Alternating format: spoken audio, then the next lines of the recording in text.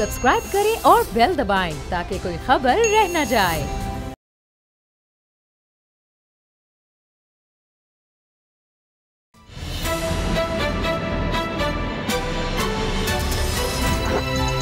अब पता चला। बिस्मिल्लाहिर्रहमानिर्रहीम, अस्सलाम वालेकुम। मैं हूं मोहम्मद उसामा गाजी और आप देख रहे हैं अब पता चला। खबर यह है कि नवाज शरीफ बयानिए की वजह से नून लीग को शिकस्त पर शिकस्त उठाना पड़ रही है। आज़ाद कश्मीर के बाद इसे अपने गढ़ पंजाब में भी दिफा करना मुश्किल हो गया। पीपी 38 सियालकोट का नतीजा नून लीग के लिए खतरे की घंटी बजा गया है। कुछ लोग इसे नवाज शरीफ के आने की शिकस्त करार दे रहे हैं और कुछ के ख्याल में यह पंजाब से नून लीग के सफाया होने का आगाज भी हो सकता है। मरीम नवाज ने आज़ाद कश्मीर की तरह सियालकोट के इंतखाबात को भी मुस्तरद कर दिया है और यहां भी धांधली का इल्जाम लगाया गया है। लेकिन सच ये है कि धांधली की गर्दान सुन सुनकर अब आवाम के कान पक गए हैं। सवाल ये उठाया जा रहा है कि ये इंतखाब भी उसी इलेक्शन कमीशन ने कराया है जिसने डस्का का इंतखाब कराया। वहां चुके नून लीग जीती, इसलिए बकौल मरीम नवाज वहां वोट को इज्जत मिली। वजीराबाद में भी यही कहानी दोहराई गई। लेकिन सब अच्छा, कोई धांधली का शोर नहीं, बल्कि वजीर आजम को ताने तिश्ने दिए गए कि तब्दीली से बेजार अवाम हुकूमत से बदला लेने लगी है। लेकिन सियालकोट में नून लीग हार गई है, इसलिए फिर धांधली का इल्जाम लगाया जा रहा है। लेकिन इस इल्जाम की हकीकत क्या है, ये खुद मुलाहिजा कर लें कि एक टीवी प्रोग्राम में नून लीग के रहनुमा मलिक अहमद खान और नौशीन इफ्तिखार साहिबा ने ना सिर्फ धांधली ना होने का एतराफ किया, बल्कि पीटीआई को जीत की मुबारकबाद भी दे डाली। लगता है अब दोनों रहनुमाओं को भी पार्टी की तरफ से शो कॉज नोटिस जारी होगा कि उन्होंने बगैर इजाजत ये हरकत क्यों की। मरीम नवाज जिन्होंने बड़े जोशो खरोश से आज़ाद कश्मीर की इंतखाबी मुहिम चलाई थी, इंतखाबी नताइज के बाद बहुत मायूस हो गई हैं। कहा जा रहा है कि इनका कोरोना टेस्ट मुस्बत आया है, अल्लाह पाक इन्हें सेहत दे। लेकिन वाक़िफ़ान हाल तो मरीम के करंतना को भी सियासी मायूसी का नतीजा करार दे रहे हैं। एक खामोशी की चादर शहबाज शरीफ ने भी ओढ़ रखी है, जिनका मुफाहमती बयानिया चल नहीं पा रहा। इसलिए अब वो आज़ाद कश्मीर इंतखाबी मुहिम में नजर आए, ना ही इनके साहबजादे हमजा शहबाज सियालकोट के ज़िमनी इंतखाब में कोई किरदार अदा करते दिखाई दिए। नवाज शरीफ की तरफ से एक बार फिर मुज़ाहमत के इरादे सामने आ रहे हैं। इंतखाबी नताइज के खिलाफ एहतजाज की बातें सुनने को मिल रही हैं। क्या छोटे मियाँ साहब इस एहतजाज की क़यादत को निकलेंगे या इससे बचने का वैसा इंतजाम करेंगे जैसा उन्होंने पीडीएम एहतजाजी तहरीक से बचने के लिए किया। और सवाल यह भी है कि क्या ऐसे नून लीग धड़ेबंदी से बच पाएगी। बड़े और छोटे मियाँ की सोच, बयानी और नजरिए का यह फर्क नून लीग को कितना महंगा पड़ सकता है, इसी पर हम आगाज करेंगे प्रोग्राम का। लेकिन जो एक और खबर हमें डिस्कस करनी है वो ये कि जी अब पंजाब में बल्दियाती इलेक्शन भी आखिरकार होने जा रहे हैं। पहले तो ये बताएं, बाबर डोगर साहब और हमें गुलाम रज़ा साहब ने भी ज्वाइन किया, हमारे इस्लामाबाद से ब्यूरो चीफ हैं। बाबर डोगर साहब, ये जो हार है, गढ़ कहा जाता है नून लीग का सियालकोट को, वहाँ पर इलेक्शन कमीशन एक हल्का था, वहाँ सही तरह इलेक्शन नहीं करा सका कि वहाँ धांधली हो गई, मरीम साहिबा को शिकायत। और पहले जब शिकायत हुई थी तो इलेक्शन कमीशन ने नोटिस लिया था, तब धुंध छा गई थी, लोग नहीं पहुंच सके थे। इस दफ़ा उस तरह कुछ नहीं हुआ, लेकिन मरीम साहब को शिकायत है, वो कह रही हैं ये सब सिलेक्शन का खेल है। तो अब क्या दोबारा इलेक्शन कमीशन नोटिस लेगा? क्योंकि इलेक्शन कमीशन अभी चंद हफ्ते पहले तक बहुत अच्छा था, लेकिन अब उसने फिर गड़बड़ कर दी है। उसामा साहब, एक चीज़ तो क्लियर है कि अगर तो मरियम जीत जाती, नून लीग जीत जाती, तो ये बयानिए की फतह थी, नवाज शरीफ के बयानिए की फतह थी। लोग जो थे वो नवाज शरीफ के बयानिए को सपोर्ट कर रहे थे। अब चूंकि हार गई है तो अब ये है कि जनाब जो एक पेज पर हैं और जो सिलेक्टेड हैं उन्होंने सिलेक्शन कर ली है। अब ये इल्ज़ाम है, अब अदारों को भी टारगेट कर रही हैं, गवर्नमेंट को भी टारगेट कर रही हैं, और ये कि धांधली हुई है, लोगों ने तो वोट नहीं डाले लेकिन सिलेक्टर ने सिलेक्शन कर ली। तो अच्छा, ये जो था यही फीडबैक आना था। मरियम से इसी स्टेटमेंट की तवक्को की जा रही थी। ठीक है। दूसरी तरफ नून लीग अंदर से शदीद बटी हुई है। अच्छा। आज सोशल मीडिया पर शहबाज शरीफ के इस्तीफे की खबरें गर्म थी। मैंने नून लीग के एक बड़े टॉप के इनके जो 4-5 लीडर्स हैं उनमें से एक बंदे को फ़ोन किया। अच्छा। और मैंने उससे फ़ोन करके किया कि ये मियाँ साहब के इस्तीफे की खबरें आ रही हैं, कितनी सदाकत है। उस पर उसका जवाब था कि फिलहाल ऐसी कोई चीज़ नहीं है। फिलहाल हाँ, ये नहीं सवाल नहीं पैदा होता, कभी हो ही नहीं सकता। तो ये जो चीज़ है कि नून लीग के अंदर इस वक्त एक शदीद तकसीम है। मरियम पूरी कोशिश कर रही हैं, शाहिद खाकान अब्बासी पूरी कोशिश कर रहे हैं कि जनाब किसी तरीके से शहबाज शरीफ को कॉर्नर करके शाहिद खाकान अब्बासी को नून लीग का सदर बना दिया जाए। अच्छा, शहबाज शरीफ को बिल्कुल कॉर्नर कर दिया गया है। आप देखिए वो घर पर बैठे हुए हैं। सियालकोट का इलेक्शन मुस्लिम लीग हारी, सियालकोट के इलेक्शन में ना शहबाज शरीफ गए ना हमजा गए। आपको पता है कि डस्का के इलेक्शन में हमजा शहबाज एक्टिव था। हमजा शहबाज डस्का होके आया था और पूरी जोर लगाया था वहां पर। ठीक है। अब सियालकोट के इलेक्शन में हमजा तो लाहौर में है ही नहीं है, वो तो मरी में जाके बैठा मजे कर रहा है। शहबाज शरीफ अपने घर में बैठा हुआ है। नून लीग की सारी लीडरशिप, ख्वाजा आसिफ कहाँ पर है, उसकी कोई स्टेटमेंट नहीं आई। सियालकोट के अंदर इलेक्शन था, उसके हल्के में इलेक्शन था, उसकी कोई एक्टिविटी नजर नहीं आई। राना तनवीर कहाँ पर है। नून लीग की जो टॉप लीडरशिप है वो बिल्कुल खामोश बैठी हुई है। और उसामा साहब ये बिल्कुल ये पूरा जोर लगाया जा रहा है कि किसी तरीके से शहबाज शरीफ को कॉर्नर किया जाए और इस जगह तक ये चीज पहुंच जाए कि शहबाज शरीफ खुद ही इस्तीफा दे दें। अच्छा, शहबाज शरीफ खुद ही इस्तीफा दे दे और उसके बाद शाहिद खाकान अब्बासी को नून लीग का सदर बनाया जाए, क्योंकि एक खास हल्का जो मरियम के बहुत करीब है उसमें चंद लोग हैं वो ये तासुर देने की कोशिश कर रहे हैं कि जनाब ऐसा बंदा, हर वो बंदा जो नून लीग के बयानिए के साथ नहीं चलेगा उसकी नून लीग में कोई गुंजाइश नहीं है। मरियम ये भी सुनने में, ख्वाजा आसिफ से तो खैर वो बहुत शदीद नाराज़ हैं, ख्वाजा बरादरान से भी वो शदीद नाराज़ हैं और बहुत सारे अपने चचा से भी नाराज़ हैं और उन तमाम लोगों से नाराज़ हैं जो उनके बयानिए के साथ नहीं चल रहे, ये बयानिए को सपोर्ट नहीं कर रहे। सही। तो अब जो लग रहा है, ये भी मैं आपको बता दूं कि आने वाले दिनों में कि अब मेरा ख्याल है कि शायद सैटरडे या संडे को नवाज शरीफ सारी नून लीग को इत्मीनान में लेंगे और ये जो तकसीम है इसको ख़त्म करने की कोशिश करेंगे और लग यही रहा है कि वो वादे तौर पर बताएंगे कि नून लीग में वही लोग उनके साथ चलेंगे जो उनके बयानिए के साथ चलेंगे। सही। तो ये जो प्रेशर आ रहा है कि जी जो ख़ानदान के अंदर तकसीम हुई है, ये जो बयानिए की तकसीम है इसको ख़त्म किया जाए, तो इसके खात्मा तभी होगा जब नवाज शरीफ ओपनली कह देंगे भाई ये बयानिए है, जिसने इसके साथ चलना है वो चले और जिसने नहीं चलना वो ना चले। तो लग ही रहा है। लेकिन एक चीज़ बताऊं, शाहिद खाकान अब्बासी जो हैं अगर इनको प्रेसिडेंट बनाया जाता है तो सबसे बड़ा इशू ये है कि उनसे सीनियर बहुत सारे लोग बैठे हुए हैं। एहसन इकबाल हैं, उसके बाद ख्वाजा आसिफ हैं, अयाज सादिक हैं और बेताशा लोग हैं। तो वो फिर मेरा नहीं ख्याल कि वो इसकी शाहिद खाकान अब्बासी की क़यादत में वो अब नून लीग के नीचे रह के काम करेंगे। तो आने वाले दिनों में मुझे मजीद ज्यादा ये तकसीम जो है ना ज्यादा खतरनाक होती मरियम के पीछे हाथ बांध कर खड़े होना है। कोई भी होगा जो भी, तो वो बिल्कुल मरियम ही फिर आगे होंगी, वाज़ेह तो है। लेकिन अभी तो मरियम कुछ खामोशी, क्योंकि उनको कोरोना भी हो गया है। ट्विटर पे एक्टिव है, ट्विटर पे एक्टिव है, वही वो कह रही है धांधली हो गई है, सिलेक्शन हो गई है। गुलाम साहब, एक सोच ये भी है कि मरियम को फ्री हैंड दिया गया था कि कर लें जो करना है, आज़ाद कश्मीर के इलेक्शन भी देख लें, ये सियालकोट का भी देख लें। तो ये तो इसलिए कि ये छीनी गई है सीट, ये तो छिन गई है नून लीग से। देखिए डस्का में नून लीग के पास ही वो सीट थी और उसके बाद दोबारा ज़िमनी इलेक्शन में नून लीग के पास आ गई, वो एक अलग कहानी है। मगर इसमें तो ये सीट नून लीग की थी और अब पीटीआई के पास चली गई। और जो मरियम साहबा धांधली का कह रही हैं, पार्टी उसके पीछे खड़ी नहीं इस दफा हो रही। ये भी स्टेटमेंट आ गई कि जी मुबारकबाद दे दी दो लोगों ने। तो आपको क्या लग रहा है गुलाम रज़ा साहब कि ये वाकई कुछ धांधली का कोई इनके पास इस दफा सबूत है या अब लोग थक जाएंगे? ये तो फिर कल को धांधली अगर कहीं होती भी है, कहेंगे जी इनका तो काम ही है। तो ये कि नुकसान नहीं करे कि हर जगह इस तरह धांधली का कहकर केस कमजोर नहीं करे अपना? उसामा गाजी साहब, पाकिस्तान की पॉलिटिक्स के जो डायनामिक्स हैं वो दीगर ममालिक की जो पॉलिटिक्स है उससे इंटायर डिफरेंट हैं। यहाँ अगर हार मान ली जाए तो ये समझा जाता है कि हमारे तमाम जो पार्टी है उसको शिकस्त हो गई है, या हमारी जो लीडरशिप है उसको शिकस्त हो गई है, या हमारे बयानिए को शिकस्त हो गई है।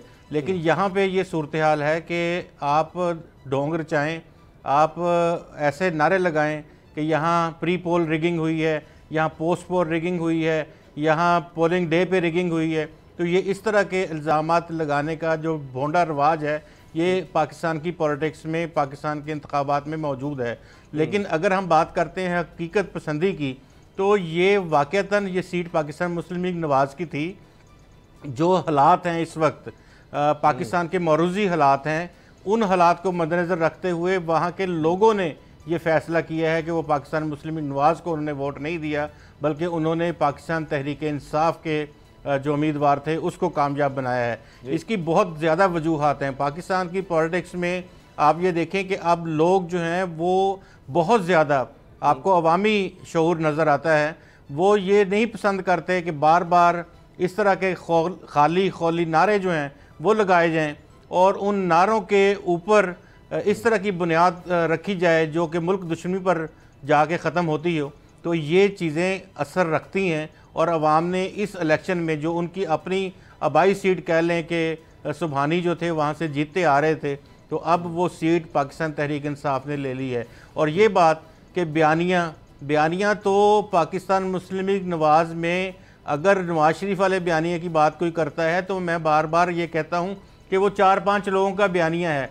मैं आपको एक बात अभी बताता हूँ इसी रेफरेंस के हवाले से कि एक जगह पे 3-4 लोग पाकिस्तान मुस्लिम लीग नवाज़ के लीडरशिप मौजूद थी, तो वहाँ अंदर वो मरीम नवाज़ भी थी। कुछ इस तरह की बातें ही बयानिया के ऊपर हो रही थी। अच्छा। बाहर निकले तो बड़ी सीनियर क़यादत का सीनियर आदमी है। मैंने उससे कहा कि अब आप और क्या करेंगे? उसने कहा ये मैडम ही सब कुछ करेंगी, हम कुछ नहीं कर सकते। तो मैंने कहा अब कितने लोग हैं? कहता जी अब जाने दें, 3-4 लोग ही रह गए हैं हम लोग। तो वो सूरत हाल है इस वक्त पाकिस्तान मुस्लिम लीग नवाज़ में। और अच्छा। अगर शहबाज शरीफ जो हैं वो जिस तरह से अभी बाबर डोगर साहब ने बात की है कि वो शहबाज शरीफ इस्तीफ़ा देने का सोच रहे हैं, ऐसी इस वक्त अगर सूरत हाल पैदा हुई तो आप ये देखिएगा कि नवाज लीग देखने से भी नहीं मिलेगी पंजाब में भी, और पाकिस्तान में तो वाकई कहीं और जगह किसी जगह है ही नहीं वो। तो पंजाब में जो बयानिए की इस वक्त जंग जारी है उसमें ये बयानिया फेलियर है, मुकम्मल फेलियर है कि ये जिस तरह का बयानिया मरीम नवाज लेके चल रही हैं, इसको कोई सुनने के लिए, इसको मानने के लिए कोई तैयार नहीं है। सही है। अच्छा बाबर डोगर साहब, क्या आपको भी लगता है ये सारा यही मामला है कि ये इदारों के खिलाफ बोलना, वोट को इज्जत दो? क्योंकि नून लीग जब से बनी है या मियां नवाज शरीफ साहब जब से सियासत में आए हैं तो उसमें था कि एक तो चले इस्टेब्लिशमेंट के साथ वो रहते थे, उसके अलावा अगर देखें तो हम 2013 का इलेक्शन देखें उन्होंने जीता लोड शेडिंग के हवाले से, इतनी लोड शेडिंग हम खत्म करेंगे। इसके अलावा ये डेवलपमेंट पर, ये सड़कें पुल और ये काम और गवर्नेंस के हवाले से ये कर दिया वो कर दिया, तो वो पंजाब स्पीड और इस पर इलेक्शन लड़ते थे। ये अब जब इन्होंने वोट को इज्जत दो या अदारों के खिलाफ गए हैं, अब वो पिट रहा है बयानिया। एक ही रीजन है, दूसरा शायद कुछ मईशत संभलती नजर आ रही है इसलिए लोग तहरीक इंसाफ की तरफ जा रहे हैं। अगर धांधली हुई भी है, एक तो ये पॉइंट है मेरा कि आप इस पर क्या कहते हैं कि क्या ये लोग तंग आ गए? दूसरा ये पहले इलेक्शन कमीशन के पास गए थे, वो 20 हल्कों की बात करते 20 यानी पोलिंग स्टेशन से बात बढ़ते बढ़ते फिर सुप्रीम कोर्ट तक चली गई। इन्होंने इलेक्शन कमीशन में दरखास्त दी थी, इस दफा क्यों नहीं दे रहे? क्यों मरीम साहबा सिर्फ ट्विटर पर ये हैं? लाएं, वो सबूतों के साथ जाएं। वही इलेक्शन कमीशन है, वही अदालतें हैं जिन्होंने आपके हक में फैसला दिया, और कोई पुरानी बात नहीं, चंद हफ्ते पहले की बात है। तो आज ये क्यों नहीं फिर इस तरह से कर रहे हैं? उसामा साहब, असल चीज़ जो है वो उस तरफ आए। असल चीज़ ये है कि नून लीग के अंदर शदीद दड़ेबंदी है। नून लीग 2 वाज़े हिस्सों में तकसीम हो चुकी है। एक हिस्सा जो है वो है वोट को इज्जत दो वाला, और दूसरा हिस्सा जो है वो मुफाहमत वाला है। अब मुझे एक बात बताएं, जो मैं अभी बात कर रहा था, आप ये इशू ये नहीं है, असल जो हार है उसकी वजह यह है कि आपकी आधी नून लीग जो है वो तो मरियम के बयानी से इत्तफाक ही नहीं करती। मेरा मतलब है हमजा नहीं करता, शहबाज शरीफ नहीं करता, ख्वाजा आसिफ नहीं करता, ख्वाजा साद नहीं करता, राना तनवीर नहीं करता, याद सादिक नहीं करता, एहसन इकबाल नहीं करता, खुरम दस्तगीर नहीं करता। वो इनके साथ चलने को तैयार ही नहीं है। मरियम अगर ये समझती है कि वो बहुत बड़ी लीडर है, वो एक जलसा करेगी और नून लीग जो है वो जीत जाएगी, ये मुमकिन नहीं है। आदि हमजा शहबाज और शहबाज शरीफ की 10 साल यहाँ पर वज़ीर आला रहा। हमजा शहबाज जो है सबसे ज़्यादा कॉन्टैक्ट में जो बंदे हैं वो उसके हैं, वो दोनों इनएक्टिव हुए हैं, वो घरों में बैठे हुए हैं। कोई बंदा जाके वहाँ पर कैंपेन चलाने को तैयार नहीं है। 10 का इलेक्शन डिफरेंट था, सारी मुस्लिम लीग नून जो थी वो जाके वहाँ पर कैंपेन चला रही थी। सारे आप देखिए राना सना वहाँ पर था, बाकी सारे लोग वहाँ पर थे। इसमें यहाँ पर कौन था? लोग बेदिली के साथ बैठे हुए हैं, लोग शरीफ खानदान की तरफ देख रहे हैं कि भाईजान ये पहले बयानिए का इशू जो है इसको ख़त्म किया जाए, ये मरियम जो है इसको कंट्रोल किया जाए, इसको कहा जाए कि ये घर में बैठी हो, शहबाज शरीफ जो है इसको कहा जाए वो आगे आए। मरियम जो है असल चीज़ ये है, हम जो कहते हैं कि नवाज शरीफ का बयानिया, नवाज शरीफ अड़े हुए हैं।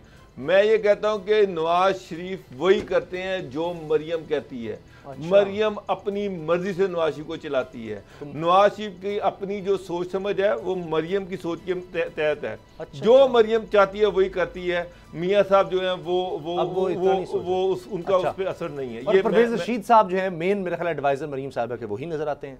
मेन उन्हीं की सोच सर शायद चल परवेज रही है। रशीद मेन एडवाइजर हैं, शाहिद खान अब्बासी है। शाहिद खान अब्बासी को मियां साहब ने प्राइम मिनिस्टर बनाया। अब शाहिद खान अब्बासी खुद ये 1.5 महीना पहले एक कैंपेन चली थी नून लीग के अंदर कि जनाब अगर नवाज शरीफ के खिलाफ जो लोग हैं उनकी नून लीग में जगह नहीं है, और ये है कि जी शाहिद खान अब्बासी जो है उनको सदर बनाया जाए। जाहिर बात है ये मरियम का कैंप था, ये शाहिद खान अब्बासी का कैंप था। खुद शाहिद खान अब्बासी जो है वो भी ये ट्राई कर रहे हैं, उनकी भी शदीद ख्वाहिश है कि मुझे नून लीग का सदर बना दिया जाए। तो इसकी वजह से दूसरा जो कैंप है, अब मरियम और नवाज ये दोनों जो है ये चौका मजबूत है। तो आप बता रहे हैं कि बस एक दो दिन में शायद मायूसी फैली हुई है। वाज़ेह तो सियालकोट का जो आप इलेक्शन कह रहे थे ना, उसकी वाज़ेह जो है ना इस तकसीम की वजह से। अच्छा, ये बताएं गुलाम रज़ा साहब, अब अगली खबर हमारी है कि पंजाब में बल्दियाती इलेक्शन होने जा रहे हैं। आइन में अब ये दर्ज है कि जी बल्दियाती इलेक्शन होने हैं, लोकल गवर्नमेंट आनी है, ग्रास रूट लेवल तक आपने डेमोक्रेसी को पहुंचाना है, हर जगह पर गली मोहल्ले तक जनाब लोगों के काम हो सकें, वहां पर एम्पावरमेंट हो। अब ये मार्च में इलेक्शन का फैसला हो गया, इलेक्शन कमीशन और पंजाब हुकूमत में इत्तेफाक हो गया आखिरकार, और जाहिर है कि मामला अदालतों में भी थे। तो जब मार्च में इलेक्शन होंगे, आपको क्या लग रहा है जो इस वक्त सूरत हाल बनी है आज़ाद कश्मीर के इलेक्शन की, ख़ास तौर पे ये बड़ा अपसेट कहा जा रहा है इसको कि जो सियालकोट में हुआ, नून लीग की सीट जो है वो तहरीक इंसाफ ले गई, ये मजबूत गढ़ था। अब तहरीक इंसाफ के चांसेस क्या लग रहे हैं, क्योंकि पहले 3 साल कोई अच्छी कारकर्दगी नहीं रही, फिर वबा भी आ गई, अब मईशत बेहतर हो रही है, और बुनियादी चीज़ होती है, ठीक है बरादरीज़म भी है, दीगर भी है, मामलात होते हैं गली मोहल्ले के, लेकिन अब ये जिस तरह से कोशिश करें एहसास प्रोग्राम, अभी मैं देख रहा था वज़ीर ख़जाना ने भी कह दिया है कि जी अब वो कामयाब प्रोग्राम हम लेकर आ रहे हैं, कामयाब पाकिस्तान प्रोग्राम, तो उसमें लोगों को बिलासूद कर्जे दिए जाएंगे, ये सब कुछ होगा। तो ये अपनी पोजीशन बल्दियाती इलेक्शन से पहले मजबूत कर रहे हैं क्या? जी बिल्कुल, जिस तरह से अभी आपने सारी तफसील बताई है, 8 माह अभी बाकी हैं इस बल्दियाती इंतखाबात में, और बल्दियाती इंतखाबात के हवाले से अगर आप बात करते हैं पंजाब में या किसी और सूबे में भी, सिंध में भी, बलोचिस्तान में भी, खैबर पख्तूनख्वा में भी, तो ये तमाम जगहों पे जब बल्दियाती इंतखाबात होते हैं तो लोगों का पीपल टू पीपल कांटेक्ट होता है, और उस पीपल टू पीपल कांटेक्ट में आप अपने जो आइंदा इलेक्शंस हैं उसके हवाले से आप वर्क प्लान जो है उसको चाक आउट कर सकते हैं।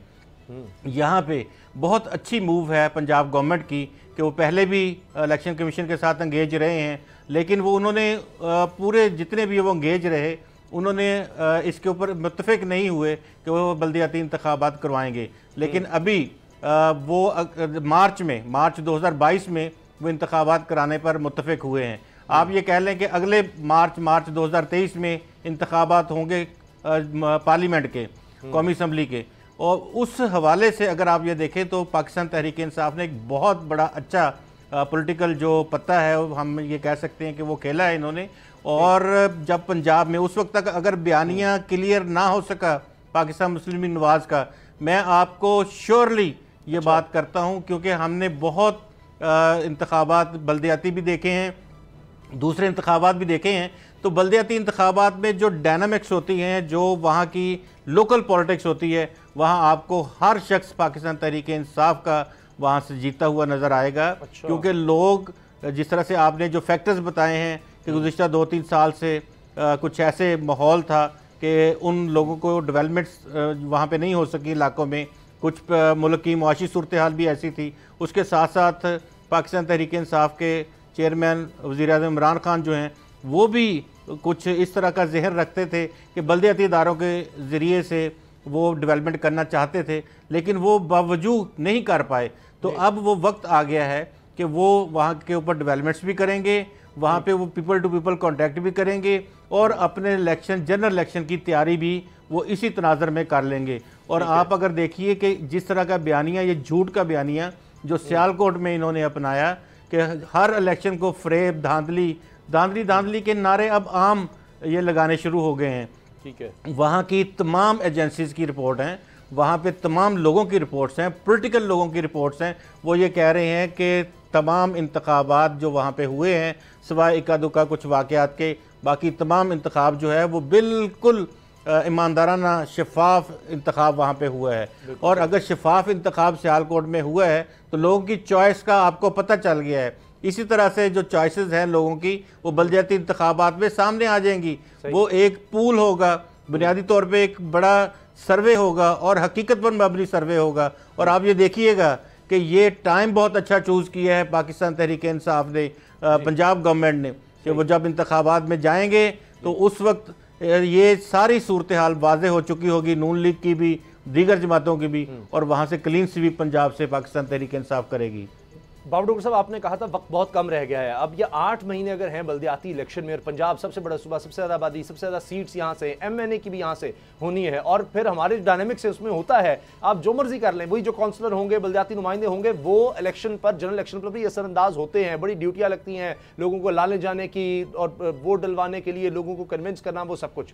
तो ये बहुत ही अहम है, वक्त नहीं है। क्या आपको लगता है कि 8 महीने के अंदर अंदर नून लीग अपनी डायरेक्शन ठीक कर लेगी? क्योंकि यहाँ मेन मुकाबला तहरीक इंसाफ और नून लीग का होना है, और तो ये बल्दियाती इलेक्शन होने जा रहे हैं। और दूसरा, क्या ये बड़े अच्छी मूव अब इन्होंने किया है तहरीक इंसाफ ने कि उसी वक्त ये 1600 अरब का ऐलान कर चुके हैं कि जी 3 साल में 45 लाख ख़ानदानों तक हमने ये पहुँचाने हैं, उनको 5 लाख फ़ी ख़ानदान कर्ज देंगे, हुनर, ये सब बातें। अब IMF की भी रिपोर्ट मैं देख रहा था, पहले IMF ने कहा 1.5% से पाकिस्तान की मईशत GDP बढ़ेगी। अब IMF ने रिवाइज़ किया है कि 3.9%, यानी दुगनी से भी ज़्यादा का उसने कर दिया है। लार्ज स्केल मैन्युफैक्चरिंग, बिजली की खपत, तेल की खपत, सब कुछ बढ़ी है। ये इंपैक्ट आ रहा है? आपको लगता है कि मार्च तक ये हुकूमत कुछ ऐसा डिलीवर कर देगी कि इसकी पोजीशन स्ट्रांग हो जाए? देखिए उसामा साहब, इमरान खान बड़े अरसे से बल्दियाती इलेक्शन करवाना चाह रहे थे, वो पहले इलेक्शन करवाना चाह रहे थे, और 3-4 सेक्रेटरी लोकल गवर्नमेंट जो है पंजाब में तब्दील हुए हैं। इस वजह से इमरान खान नाराज़ थे कि जनाब लोकल गवर्नमेंट जो ऑर्डिनेंस है वो क्यों, लोकल गवर्नमेंट जो अमेंडमेंट आनी है, जो नया बिल आना है, वो क्यों नहीं आ रहा और डिले क्यों हो रहा है। मुझे पता है कि दो सेक्रेटरी लोकल गवर्नमेंट के इसीलिए तब्दील किए गए कि काम बड़ा स्लो हो रहा था। अच्छा। लेकिन इमरान खान को उनके जो करीबी MNA MPs हैं या मिनिस्टर्स हैं, उन्होंने ये रोका कि खान साहब अभी मौका नहीं है, क्योंकि खान साहब तो डायरेक्ट इलेक्शन करवाने जा रहे हैं। लाहौर में मेयर का इलेक्शन डायरेक्ट होगा, इनडायरेक्ट नहीं होगा, जो नई अमेंडमेंट आई है। तो उसके बाद खान साहब को मना किया गया कि सर अभी टाइम नहीं है, अभी इलेक्शन ना करवाएं, ये ना हो कि जिस तरह महंगाई और ये सारा कुछ चल रहा है कि ये गले पड़ जाएं। तो उसकी वजह से उनको रोका गया, लेकिन वो ये बोल्ड स्टेप लेना चाह रहे थे। दूसरी तरफ बाद में ये लोकल गवर्नमेंट का इशू सुप्रीम कोर्ट में चला गया, सुप्रीम कोर्ट ने लोकल बॉडीज़ को रिवाइव कर दिया। उसके बाद प्रोविंशियल गवर्नमेंट्स का और लोकल जो लोकल गवर्नमेंट थी, इनका आपस में फटा चलता रहा, ख्यालात का मसला चल रहा है। 31 दिसंबर 2021 को ये लोकल बॉडी जो है ये डिसॉल्व हो जाएंगी। ठीक है। तो अगले साल के एंड पे हो सकता है इलेक्शन हो जाए, या शुरू में 2023 के शुरू में इलेक्शन हो जाए। तो हर गवर्नमेंट की ये कोशिश होती है कि जो इंटरम सेटअप आता है उस दौरान लोकल गवर्नमेंट तो काम कर रही होंगी, उनके ग्रास रूट लेवल तक उनकी रिप्रेजेंटेशन होगी। तो वो ये चाहते हैं कि अगर इंटरम सेटअप भी हो तो कम से कम लोकल गवर्नमेंट सिस्टम चल रहा हो, ताकि जो वोटर्स को मोबिलाइज करना है, जो वो लोकल गवर्नमेंट के लोग जो है, जो उनके नुमाइंदे हैं, वो लोगों को मोबिलाइज करते रहें। तो मेरा ख्याल है कि और फिर ऐसे वक्त में जब नून लीग अब डिवाइड हुई है, बयानिए की लड़ाई चल रही है, तो बड़ा अच्छा मौका के पास इस वक्त देते हैं। और ब्रेक के बाद बात करेंगे कि वैक्सीनेशन की क्या सूरत हाल है, वबा बढ़ रही है, हुकूमत क्या इंतजाम ले रही है। ब्रेक के बाद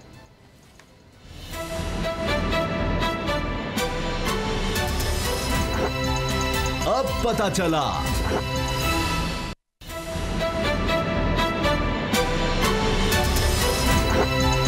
अब पता चला। वैक्सीन लगवाने के हवाले से 31 अगस्त की डेडलाइन सामने आ गई है। 31 अगस्त तक जो लोग वैक्सीन नहीं लगवाएंगे वो काम नहीं कर सकेंगे। शादी हॉल्स हों, मॉल्स हों, रेस्टोरेंट्स हों, इन जगहों पर भी काम की इजाज़त नहीं होगी। इसी तरह से दीगर जगहों की बात हो रही है, अगर होटल्स हैं वहाँ पर भी। तो 31 अगस्त तक जो नहीं लगवाएगा वैक्सीन, कम से कम एक वैक्सीन उसको लगवानी है, वरना वो काम नहीं कर सकेगा। इसी तरह स्कूल के साथिज़ा को पाबंद किया जा रहा है, ड्राइवर्स को पाबंद किया जा रहा है, कंडक्टर्स को पाबंद किया जा रहा है। सफ़र पर पाबंदी होगी, फ़ज़ाई सफ़र नहीं कर सकेंगे। 1 अगस्त इसके लिए तारीख है। और ये बात नेशनल कमांड ऑपरेशन सेंटर की सरबराही करने वाले सद उमर ने कही है।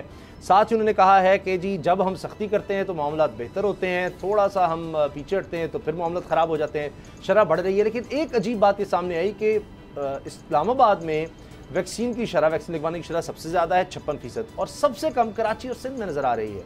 बाबू डोगर साहब, वैसे उन्होंने तारीफ़ की है सिंध हुकूमत की, असद उमर साहब ने, कि बड़ा ज़बरदस्त तरीके से काम करिए। अगर ज़बरदस्त तरीके से काम हो रहा है तो फिर सबसे कम शरह वहाँ क्यों है? अब ये वाज़े हो गया पूरी दुनिया में कि वाहिद इसका हाल बेहतरीन यह है कि जल्द अज जल्द तेज़ी से वैक्सीन लगाई जाए लोगों को, इसके अलावा कोई नहीं, क्योंकि लोग थक जाते हैं, उस तरह से एहतियात करते नहीं हैं, तो इसके अलावा और कोई हल नहीं है। तो ये जो आप पहले हमारे प्रोग्राम में आपने कहा था कि जी ये बिल्कुल चाहे सिम में ब्लॉक करनी पड़े, बैंक्स में तक जाना पड़े, जो मर्जी करना पड़े करें, अब तो फिर पाबंदियाँ शुरू हो गई हैं, टाइम ज़्यादा नहीं रह गया।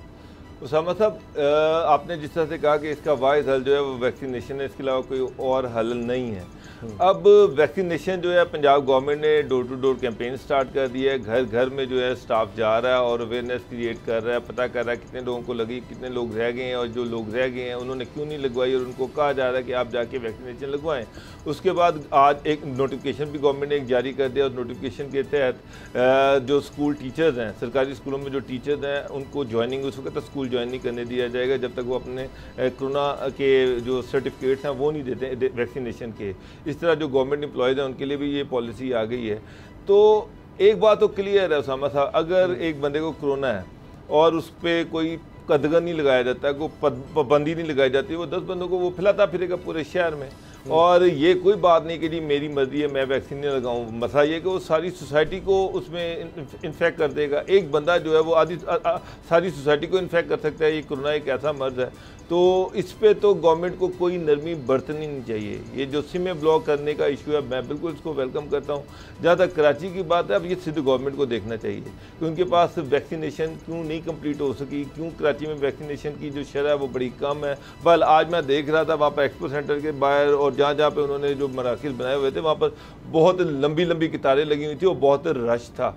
तो एक और चीज़ ये है कि इनको पंजाब से सीखना चाहिए। पंजाब में इन्होंने जितना ज़्यादा स्टाफ लगाया था, आप खुद गए, आपने खुद बताया कि बड़ी स्पीड से काम हो रहा था, बेतहाशा काउंटर्स बने हुए हैं और वहाँ पर बड़ी स्पीडी जो है ये हो रहा है। तो लोगों का टाइम बचाने के लिए बजाय कि वहाँ पर वो खज्जल ख्वार हो, और लोग अगर आ रहे हैं तो उनको फैसिलिटेट करने के लिए मैक्सिमम जो है वो सेंटर बनाए जाए और मैक्सिमम वहाँ पर उनको बड़ी स्पीड से ये जो सारा वैक्सीनेशन का अमल है इसको जारी रखना चाहिए। अच्छा, इसमें तेज़ी तो आ रही है। अभी गुलाम मुर्तज़ा साहब, अब कहा जा रहा है कि जी गुज़श्ता रोज़ तमाम सूबों ने वैक्सीनेशन के नए रिकॉर्ड कायम किए हैं, लेकिन हमारी आबादी माशाल्लाह 22 करोड़ है, तो अभी तक हम आधे पर भी नहीं पहुँचे, बल्कि 25% पर भी नहीं पहुँचे। तो ये तो हम अभी बड़ी दूर हैं अपने टारगेट से। गुलाम मुर्तज़ा साहब जी, टारगेट तो दूर है, लेकिन अगर आप NCOC की काविशों को देखें तो आप ये बात भी जहन में रखिए कि गुज़श्ता रोज़ जो ECC का इजलास हुआ था उसमें 352 अरब रुपए की मंजूरी दी है इस माली साल के लिए, सिर्फ वैक्सीनेशन की ख़रीदारी के लिए। और अगर आप इस चीज़ को देखें तो 8.5 करोड़ लोगों को वैक्सीनेट करने का टारगेट रखा है NCOC ने इस साल दिसंबर तक। तो हमारी तकरीबन निसफ आबादी जो है, जो हम ये कह सकते हैं एडल्ट्स जो हैं, वो हम इंशाल्लाह दिसंबर से पहले हम उनको वैक्सीनेट कर लेंगे। और इस तरह के जो इक़दाम हैं, जिस तरह से NCOC ने अभी मुख्तलिफ इक़दाम तजवीज़ किए हैं, सिंध गवर्नमेंट ने भी कुछ इक़दाम तजवीज़ किए हैं, सिम की ब्लॉकिंग है, या सरकारी मुलाजमीन जो हैं वो तनख्वाह नहीं ले सकेंगे और उनके कार्ड ब्लॉक करने की बात है। तो इस तरह के इक़दाम करने की ज़रूरत क्यों पेश आ रही है? हमें अपने इज्तिमाई रवैये जो है पर भी नज़र रखनी होगी। हमें आगाही फराहम करने के लिए लोगों को ये बताना होगा कि इसका कोई नुकसान नहीं है। लोग ऐसे ही लोगों की बातें सोशल मीडिया पे सुन के कि खुदा न खासा इससे बहबूद वादी वाले को फ़ायदा उठाएंगे, इससे कोई और इस तरह के इक़दाम किए जा रहे हैं, हुकूमत जो है वो नसबंदी कर रही है, या ये पता नहीं कौन सी ऐसी वबा है। लेकिन ये इसी तरह से ही है जैसे नज़ला है, ज़ुकाम है, तो इसी तरह की ये एक वबा है, लेकिन ये सीरियस चीज़ है। और पूरी दुनिया में इन्फ्लुएंज़ा की वैक्सीनेशन लगती है, पूरी दुनिया के लोग लगाते हैं। यहाँ अभी क्योंकि कोविड के बाद समझ आई है पाकिस्तानियों को, तो यहाँ पे भी ये अब लगनी शुरू हो गई है और बहुत सारी इंशाअल्लाह ताला दिसंबर तक लगा ली जाएगी। लेकिन मैं आपको जो सिंध की बात आपने की है, बड़ी अफसोसनाक सूरत हाल है सिंध की। वहाँ से रिपोर्ट्स आ रही हैं कि महकमा सेहत के लोगों ने वहाँ पे जो फाइज़र वैक्सीन थी वो 15-15 हज़ार रुपये की बेची है, और जो साइनोवैक थी वो 7500 रुपये की, 7500 रुपये की उन्होंने बेची है। अगर वहाँ के हेल्थ वर्कर्स जो हैं वो ये काम करेंगे सिंध में, और वहाँ उनको देखने वाला कोई नहीं होगा, वज़ीर सेहत को भी इस चीज़ का ख्याल रखना था, वज़ीर आला को भी ख्याल रखना था, वहाँ चीफ सेक्रेटरी को भी ख्याल रखना था, वहाँ और भी लोग हैं जिन्हें ख्याल रखना था, लेकिन वहाँ पे इस बात का ख्याल नहीं रखा गया। तो ये बड़ी शर्म की बात है कि वहाँ पे लॉकडाउन तो हमेशा लॉकडाउन के लिए, बाकी दीगर चीज़ों के लिए वफाक से पहले पॉलिसी बनती रही है, लेकिन वैक्सीनेशन के हवाले से वफाक से पहले वो पॉलिसी नहीं बना सके। और वहाँ वैक्सीन की जो ख़रीदारी है उसके हवाले से अभी गुज़िश्ता रोज़ भी रब्ता किया गया है चीनी एम्बेसडर के साथ, और उन्हें कहा गया कि हमें वैक्सीनेशन फराहम करें। उन्होंने साफ जवाब दिया है, उन्होंने कहा कि हम बराह रास्त आपको नहीं फराहम कर सकते, हम NCOC के ज़रिए से लेंगे, आप NCOC को अपनी डिमांड बताएं और वहाँ से आप को साइनोवैक जो है, साइनोफार्म जो है वो मिलेगी। तो इस तरह की चीज़ें हैं जिनसे लैक ऑफ कोऑर्डिनेशन नज़र आता है सिंध गवर्नमेंट का। ये एक ऐसा इशू है जिसके ऊपर कोई लैक ऑफ कोऑर्डिनेशन नहीं होना चाहिए। ये अवाम का इशू है, ये हब हम सब का इशू है, और कराची हमारा मुआशी हब है, और अगर वहाँ पे सूरत हाल इस तरह से जिस तरह ख़राब हो रही है, ये ख़राब होगी मज़ीद, तो उसका नुकसान पूरे मुल्क को होगा। तो हमें सबको मिल के NCOC का हाथ बटाना है, और सिंध गवर्नमेंट को भी तमाम चीज़ों को बालाए ताक रखे, ऐसे तमाम अपने इख्तलाफात को जो वो सिंध गवर्नमेंट फेडरेशन के साथ रखी हुई है, तो यकीनन इसके ऊपर बहुत अच्छी प्रोग्रेस नज़र आ सकती है। और आपके पास टाइम भी बहुत कम रह गया है। एक मसला जो हमने देखा है बाबर डोगर साहब वो ये है कि जिस तरह से अभी गुलाम रज़ा साहब फरमा रहे हैं अपनी जगह बिल्कुल सही, लड़ाई दोनों तरफ से। ये शुरू में हमने देखा बहुत ज़्यादा कि जी वो सिंध गवर्नमेंट कुछ कह रही है, यहाँ से NCOC में बात कुछ और हो रही है कि जी वफाकी हुकूमत कुछ और कर रही है, वो कोऑर्डिनेशन होते हुए भी नहीं थी। अभी आप बिलावल भुट्टो साहब के भी जो बयानात हमारे चैनल पर चल रहे हैं आप वही देख लें। उन्होंने कहा कि जी ये PTI को हमने ख़त्म करना है, वाहिद हल पीपल्स पार्टी है, ये इन्होंने कब्ज़ा कर लिया, ये नई MQM बन गई है और कोई हल नहीं है पाकिस्तान में मसाइल का सिवाय इसके पीपल्स पार्टी की गवर्नमेंट हो। तो ये मसाइल भी रहे हैं कि जी वैक्सीन की पूरी चीज़ नहीं दी गई, इक्विपमेंट पूरा नहीं दिया गया जी सिंध को। अभी भी उन्होंने कहा जी NFC से पूरा हिस्सा नहीं दिया जाता, और ये हमें MQM का भी वफाकी हुकूमत के मुकाबला करना पड़ा। ये इन मसाइल से, यानी ये हमने देखा कि इस पर वबा पर भी सियासी बयानात आते रहे हैं। अब शुक्र है कि उसमें कुछ कमी नज़र आ रही है, क्योंकि ये नहीं हो सकता कि आप कहें कि जी फ़लाँ इलाका, ये एक सूबा हमने महफूज बना लिया है, बाकी ये तो पूरी दुनिया इसकी लपेट में है, इसीलिए तो मुल्कों पर पाबंदी लग रही है। तो इससे तो मिलकर मुकाबला करना पड़ेगा। उसामा साहब, सियासत अपनी जगह पर, अब कराची में सिंध गवर्नमेंट खुद कह रही है कि कोरोना के जो केसेज हैं वो 30% से ऊपर चले गए हैं, 30% से ऊपर चले गए, यानी कि कराची में हर तीसरा या चौथा शख्स जो है वो कोरोना वायरस में मुब्तला है। अब आप इससे अंदाजा लगा लें कि वहाँ पर कितनी संगीन सूरत हाल है, कितनी संगीन सूरत हाल है। अब इसमें सियासत करने की कोई गुंजाइश है? मेरा मतलब है कि वफाकी गवर्नमेंट से कह रही कि वैक्सीनेशन पे जोर दें, ये वहाँ पर जो है कि नहीं हम वहाँ पर ये कर देंगे, वो सैंक्शन लगा देंगे और लोगों को और ये सारा कुछ कर रहे हैं। वफाकी गवर्नमेंट जो है वो इनको कह रही है कि जनाब ये जो सारा कुछ करने से कोई फ़ायदा नहीं है, वैक्सीनेशन को बढ़ाएं, बजाय इसके कि आप वैक्सीनेशन फेडरल गवर्नमेंट से वैक्सीनेशन पे बात करें। अपने कंट्रोल इन पे हो नहीं रहा। जिस तरह मूसा साहब ने कहा कि वहाँ पर के जो वर्कर हैं वही वैक्सीन को चोरी कर करके 13,000 और 7,500 में बेच रहे हैं। ये तो इनका हाल है, पर्चे हो रहे हैं तो नकलें हो रही हैं। जो पुलिस है सिंध की, माजरत आपकी बात काट रहा हूँ, कि जो पुलिस सिंध की है उसने चीफ सेक्रेटरी को ख़त लिखा है और उनसे कहा है कि हमें बंदों को गिरफ्तार करने की इजाज़त दी जाए, क्योंकि ये वैक्सीन बेच रहे हैं और ये कौमी चोरी है। वहाँ की सिंध पुलिस ने ये लेटर लिखा है उनको। अंदाजा लगाएं उसामा साहब, सिंध पुलिस लिख रही है, सिंध गवर्नमेंट कहाँ पे है, सिंध का वजीर आला कहाँ पे है, हेल्थ मिनिस्टर कहाँ पे है, मगर वो सो रहे हैं, उनको नहीं पता कि ये सारी वैक्सीन बिक रही है। और एक तरफ ये कह रहे हैं कि कराची में 30% से ऊपर चला गया फिगर, और दूसरी तरफ ये वैक्सीन बिक रही है, लोग पैसे बना रहे हैं और आप शोर मीडिया में शोर डाल रहे हैं, लेकिन प्रैक्टिकली कुछ भी नहीं कर रहे। लेकिन लॉकडाउन लगाना वाहिद हल नहीं है। आज असद उमर ने भी ये कहा कि लॉकडाउन लगाना हल नहीं है। असल चीज ये है कि वैक्सीनेशन करवाई जाए, लोगों में अवेयरनेस क्रिएट की जाए, घर घर में जाके लोगों को मोबिलाइज किया जाए, लोगों को फैसिलिटेट किया जाए। उस काम की तरफ ये आ नहीं रहे और बाकी सियासत जो है वो हर तरफ हो रही है। बड़ा अफसोसनाक है वैसे। अच्छा गुलाम रज़ा साहब, सूबे खुद भी तो वैक्सीन खरीद सकते हैं, ऐसा नहीं है कि सिर्फ आप वफाकी हुकूमत की तरफ देखें। क्या मैं गलत हूँ? नहीं, उनके पास ऐसा इख्तियार दिया गया है। NCOC ने कहा है कि अगर आपकी ज़रूरियात के हवाले से चीज़ ज़्यादा आपको ज़रूरत है तो आप वो चीज़ ख़ुद भी ख़रीद सकते हैं। ये 18th अमेंडमेंट के बाद ये ऐसी इस तरह की बहुत सारी चीज़ें सूबों के अपने इख्तियार में है। यही मैंने कहा था, कोई बहाना नहीं, किसी के पास रब्ता किया गया था, हमें हुकूमत की तरफ से हमारे साथ ताबुन नहीं किया जा रहा, आप खुद भी सब कुछ कर सकते हैं। तो लिहाजा ये जो बात सामने आ रही है कि जी कराची में शरह सबसे कम है वैक्सीन की, ये नहीं होना चाहिए। जिस तरह भी है सूबाई हुकूमतों को भी इस पर आगे बढ़कर अमल दरामद करना चाहिए कि सब लोग जल्द से जल्द वैक्सीन लगवाएं। ब्रेक लेनी है, ब्रेक के बाद बात करेंगे कि पाकिस्तान को किस तरह अल्लाह ताला ने कितनी दौलत से नवाजा है, यहाँ पर मादनियात हैं, लेकिन किस तरह करप्शन की वजह से उससे ना फ़ायदा उठाया जा सकता है बल्कि वो लूटा जा रहा है इस मुल्क को। ब्रेक के बाद बताते हैं।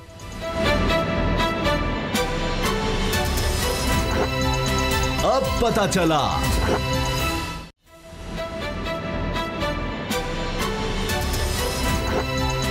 अब पता चला। पाकिस्तान दीगर मादनियात की तरह नमक की दौलत से भी माला माल है। ये बड़ी अहम चीज़ है और ख़ास तौर पे पिंक सॉल्ट एक ऐसी चीज़ है जिसकी दुनिया में बड़ी मांग है। उसकी आप एक मिसाल ले लीजिए कि दुनिया भर में हिमालय पिंक सॉल्ट के नाम से ये जो नमक बिकता है, ये तकरीबन कोई 20 से 30 डॉलर फ़ी किलो, यानी कोई 3000 रुपये के लगभग फ़ी किलो बिकता है। आप हैरान होंगे, हम आपको सबूतों के साथ ये चीज़ दिखा रहे हैं कि पाकिस्तान में किस तरह करप्शन हो रही है, किस तरह ये पाकिस्तान का नमक भारतीय नमक के तहत बिक रहा है। ये गुलाबी नमक इतनी ज़बरदस्त चीज़ है, इसकी इतनी मांग है। यहाँ पर पाकिस्तान में कितना, चंद 100 रुपये फ़ी टन, मैं दोबारा दोहरा रहा हूँ, चंद 100 रुपये फ़ी टन यहाँ से निकाला जाता है, ख़रीदा जाता है, बेच दिया जाता है और फिर बाहर फ़ी किलो 3000 रुपये तक, 20 से 30 डॉलर। तो ये क्यों हो रहा है, कौन है इसके पीछे? गुलाम साहब, ये कितना बड़ा अलमिया है। ये हमारी आज एक्सक्लूसिव और बड़ी खबर है कि ये पाकिस्तान कितने डॉलर्स कमा सकता है, कितने करोड़ों डॉलर कि ये पाकिस्तान एक्सपोर्ट करके आगे हम कहते हैं मईशत मुल्क की ठीक नहीं है। जो अल्लाह ताला ने हमें मादनियात दी हुई हैं निकल रही हैं, वहां पर इस तरह से करप्शन हो रही है। आसानी से हम खुद अपना ब्रांड बनाकर बाहर बेच सकते हैं, लेकिन कौन लोग हैं इसके कसूरवार? कौन ये इस तरह से मिली भगत कर रहे हैं कि जी बाहर जाता है और वो फिर भारतीय नमक के तहत बिक जाता है और सारा पैसा वो कमा जाते हैं? बिल्कुल आपकी बात दुरुस्त है। PMDC यानी कि पाकिस्तान मिनरल डेवलपमेंट कॉरपोरेशन है, ये एक इदारा है वजारत पेट्रोलियम का। उसके तहत ये 5 कानें जो हैं नमक की, ये उसके तहत हैं और उनके पास इसका इंतज़ाम है। और वहाँ पे एक पंजाब माइंस रूल्स हैं जो कि पंजाब हुकूमत ने पास किए हुए हैं। उसके मुताबिक कोई ऐसी कान जिसमें से मादनियात निकलती हूँ वो सबलेट नहीं की जा सकती। लेकिन PMDC ने वहाँ सब कॉन्ट्रैक्टर्स रखे हैं और बग़ैर टेंडर के रखे हैं, बग़ैर पेपरर रूल्स 2004 के उसके बग़ैर रखे हुए हैं। और वहाँ पे जो हमारा नमक, मादनी नमक जो है वो निकलता है, उसको वो एक्सविकेशन चार्जेस यानी कि उसको निकालने के चार्जेस उन ठेकेदारों को देते हैं और वो उसमें 7% इजाफा भी किया है। उनको वैसे जो टर्म यूज़ की जाती है वो रेजिंग कॉन्ट्रैक्टर की टर्म यूज़ की जाती है। वो रेजिंग कॉन्ट्रैक्टर हैं जिनको उन्होंने वहाँ पे रखा हुआ है। और ख़ुद जो बोर्ड ऑफ डायरेक्टर्स के चेयरमैन हैं वो एक प्राइवेट मिनरल कंपनी है, उसके वो पाकिस्तान के मैनेजर भी हैं, कंट्री मैनेजर भी हैं। तो कॉन्फ्लिक्ट ऑफ इंटरेस्ट भी है। अरशाद अली खोखर साहब हैं, वो आज हमने उनसे रब्ता करने की भी कोशिश की थी।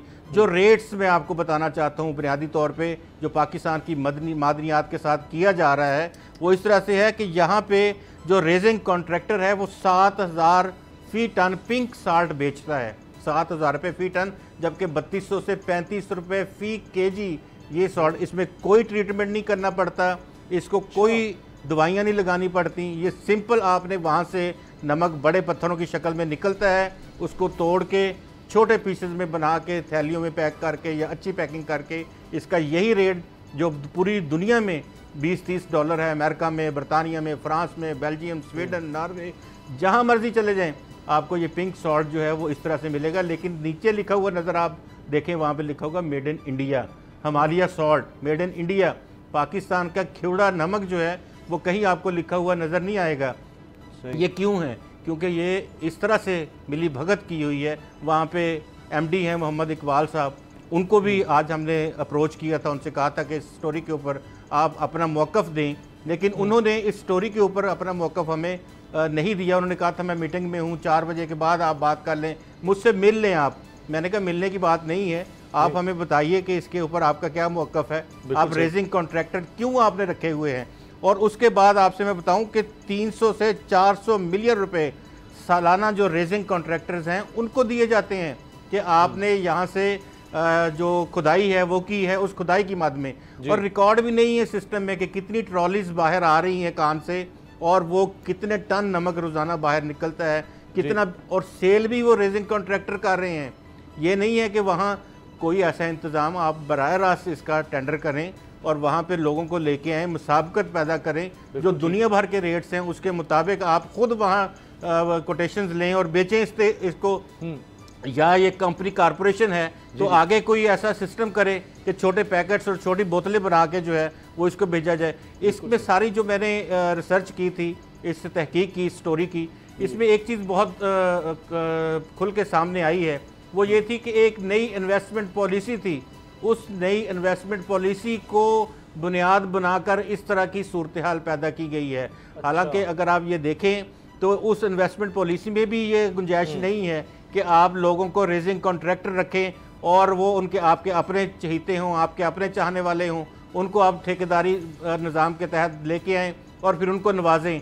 ऐसा नहीं है। ये मुल्क जो है खुदादाद सलाहियतों से, खुदादाद मादनियात से भरा पड़ा है, और अगर इमरान खान साहब, हमारे वज़ीर-ए-आज़म की नज़र इस केस के ऊपर पड़ गई तो डेफिनेटली हमें उम्मीद है कि वो इसका नोटिस भी लेंगे और वज़ीर पेट्रोलियम से भी पूछेंगे। गुलाम रज़ा साहब, आप उम्मीद तो कर रहे हैं कि वज़ीर-ए-आज़म नोटिस लेंगे, लेकिन सिटीजन पोर्टल पर, पीएम पोर्टल पर भी शिकायत लोगों ने की हैं, पाकिस्तान से, ओवरसीज़ पाकिस्तानियों ने, लेकिन बस ये है कि जी ये देखा जा रहा है मामला, नैब एफ के पास इंक्वायरी स्टेज पर है, इस तरह की बातें की जाती हैं, उधर से भी कोई सब अच्छाई की रिपोर्ट की तरह आती है। अब बाबर डोगर साहब, मैंने जिस तरह गुलाम रज़ा साहब जब बता रहे थे तो एक थोड़ा बहुत हो सकता है जल्दी में गलत भी हो, लेकिन ये 7,000 रुपये अगर टन है तो बिक रहा है 3,000 रुपये किलो बाहर जाकर, और यहाँ से भारत को बेचा जाता है और वो फिर इतना पैसा कमा रहे हैं। 1,000 किलो है जी एक टन में, तो उस हिसाब से 30 लाख रुपया मिल सकता है आपको। कहाँ 7,000, कहाँ 30 लाख रुपए, तो 30 लाख यहाँ से उससे कुछ कम भी लगा लें तो ये तो जमीन आसमान का फर्क है। 7,000 रुपये में एक चीज़ यहाँ से निकाल के भारत तक जा रही है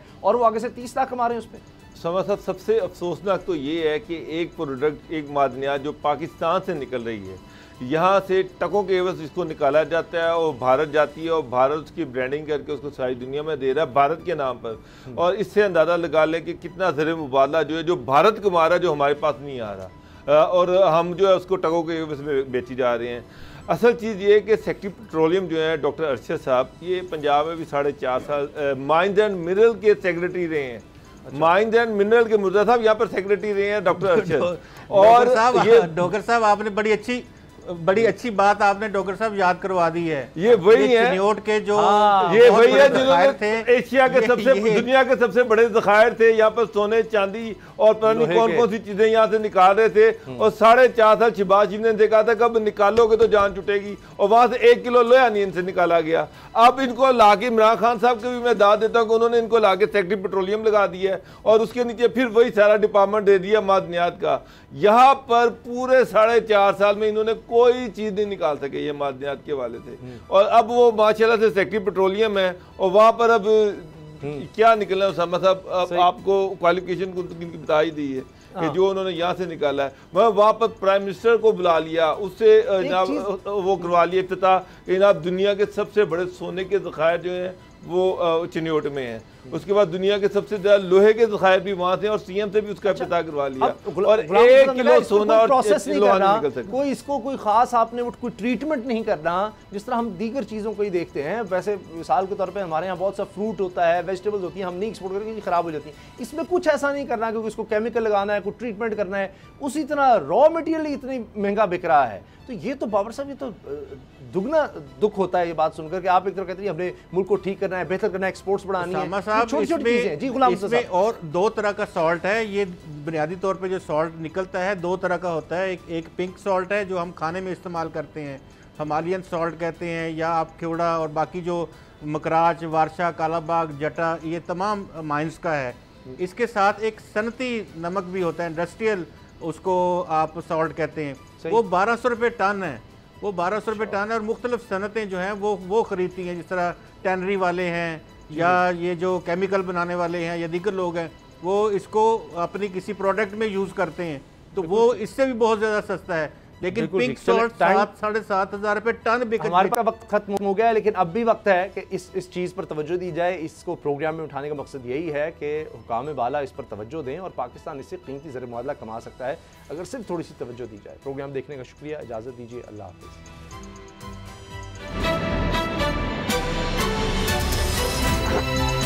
अब पता चला। सब्सक्राइब करें और बेल दबाएं ताकि कोई खबर रह न जाए।